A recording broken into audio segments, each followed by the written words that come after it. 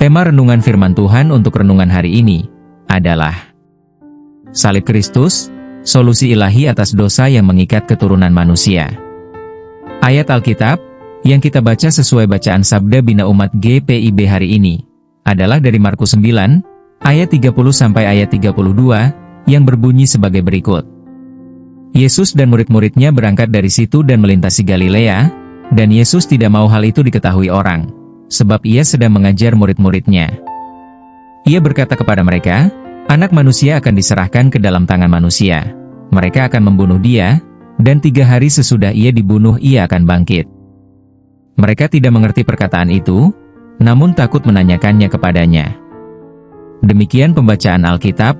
Haleluya. Saudara-saudari buah hati Allah, hari ini, kita akan merenungkan satu bagian dari Alkitab, yaitu dari Markus 9, ayat 30 sampai ayat 32, di mana dalam perjalanannya melalui Galilea, Yesus mengajarkan kepada murid-muridnya tentang penderitaan, kematian, dan kebangkitan yang akan ia alami. Namun, murid-murid tidak memahami perkataannya dan segan untuk menanyakannya lebih lanjut.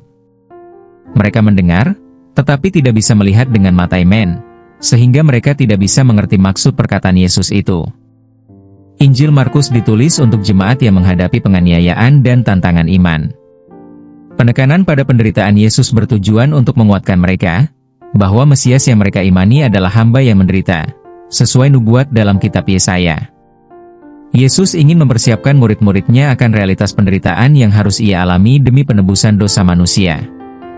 Untuk memahami firman Tuhan ini, kita perlu diingatkan kembali, bahwa saat awal penciptaan, manusia menikmati persekutuan yang intim dengan Allah. Namun, kejatuhan Adam dan Hawa ke dalam dosa di Taman Eden mengubah segalanya.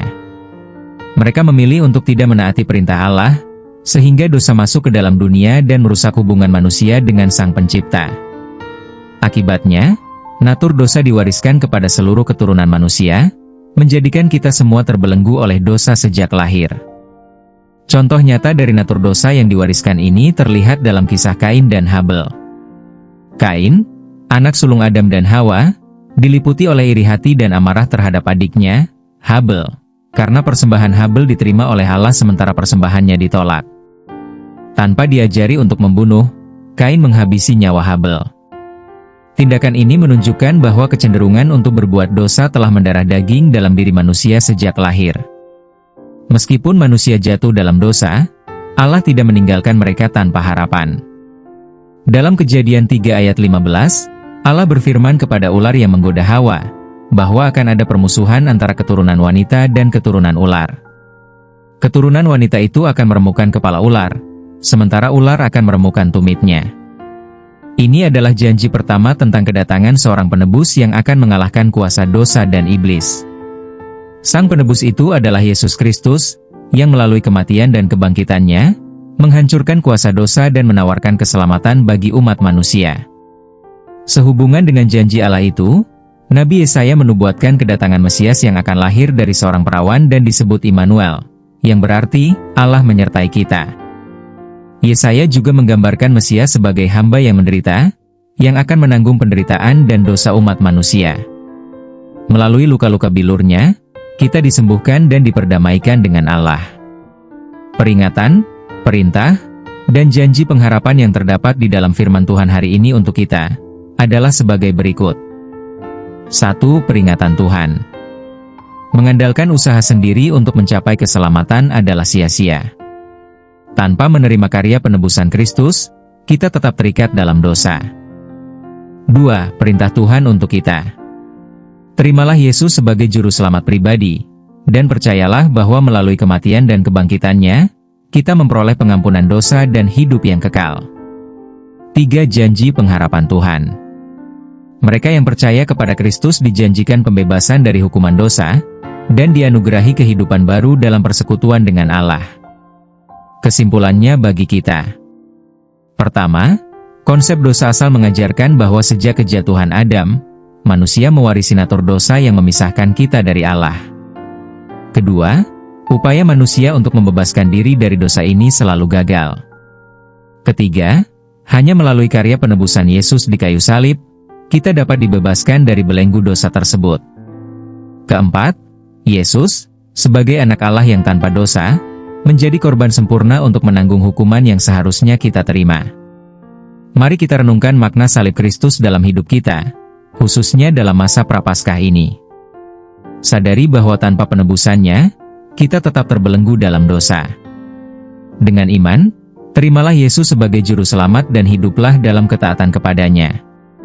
Sebagai respons kita, mari manifestasikan mantra rohani untuk diri kita, yaitu: Tuhan Yesus, aku percaya Engkau telah menebus dosaku.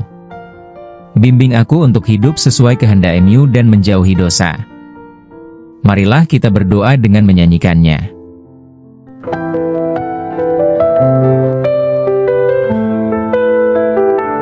Di jalan sunyi kau melangkah menuju salib di Golgota. Demi kasih-Mu kepada kami, Kau relakan diri untuk disalibkan. Yesus, Kau korban sempurna, menebus dosa umat manusia.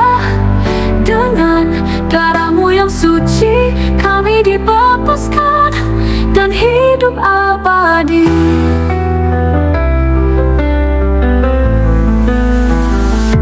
Dosa warisan membelenggu, memisahkan kami dari-Mu.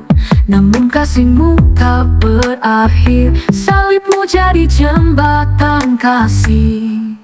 Yesus, Kau korban sempurna, menebus dosa umat manusia.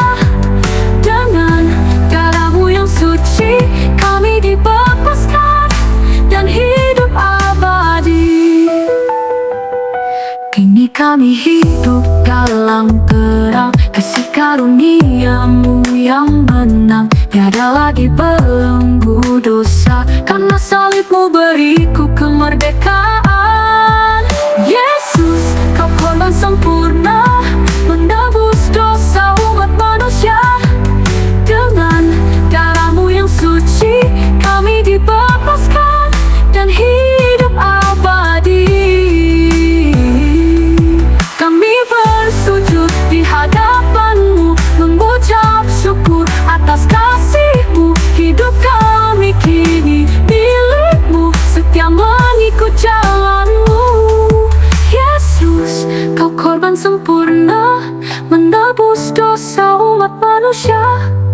Dengan darah-Mu yang suci, kami dibebaskan dan hidup abadi. Oh Yesus, penebus jiwa, kami muliakan nama-Mu selamanya. Dalam nama-Mu aku berdoa, amin.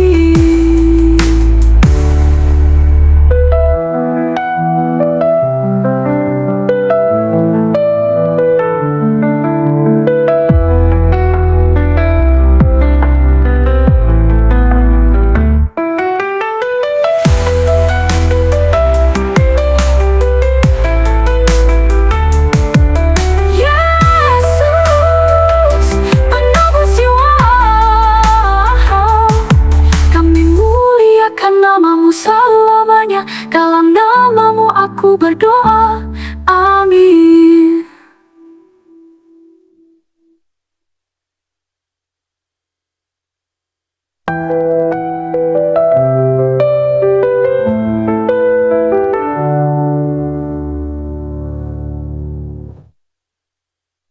Dalam nama-Mu aku berdoa, amin. Sempurna, menebus dosa umat manusia.